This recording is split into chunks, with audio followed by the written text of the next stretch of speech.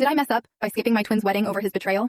The air in my childhood home always carried the faint scent of magnolias, a sweetness that clung to my memories of growing up in a small southern town. It was a place where whispers about people like me, gay, different, were hushed, buried beneath polite smiles and church pews. I'd spent years hiding who I was, tucking my truth into the shadows, until I moved to DC. There, under the hum of city lights, I found him, my boyfriend, my first real love. For 2 years, his laughter became my refuge, his hand in mine a quiet rebellion against the weight of my past. When I returned home for the holidays, staying with my identical twin and his fiancée, I felt brave enough to share my truth. Over flickering candlelight, I told them about my boyfriend. Their smiles felt warm, accepting, like maybe I'd been wrong to fear them. One night, as we sipped wine and talked wedding plans, I mentioned bringing him as my date. My brother was already asleep, but his fiancée's eyes softened, her words a gentle nudge. It's your choice. To me, that was permission. A fragile promise I clung to as we booked flights in a hotel, pouring $300 into celebrating their day. But 3 weeks before the wedding, a phone call shattered everything. My twin's voice turned cold, accusing me of lying about his fiancée's approval. "We can't have your boyfriend there," he said, his words slicing through me. "Dad's side of the family. They won't understand." My heart pounded as I demanded to speak to Dad, but he dodged, claiming he'd already decided with his fiancée.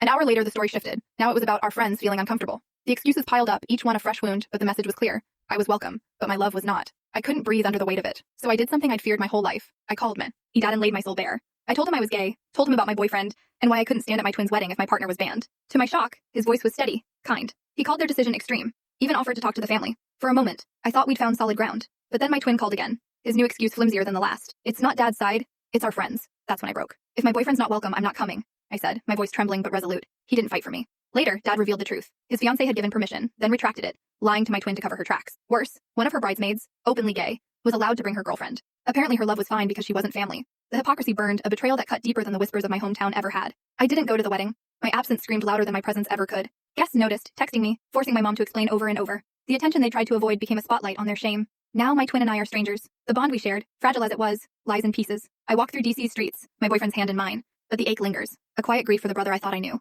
And in the end, he didn't even care enough to fight for me.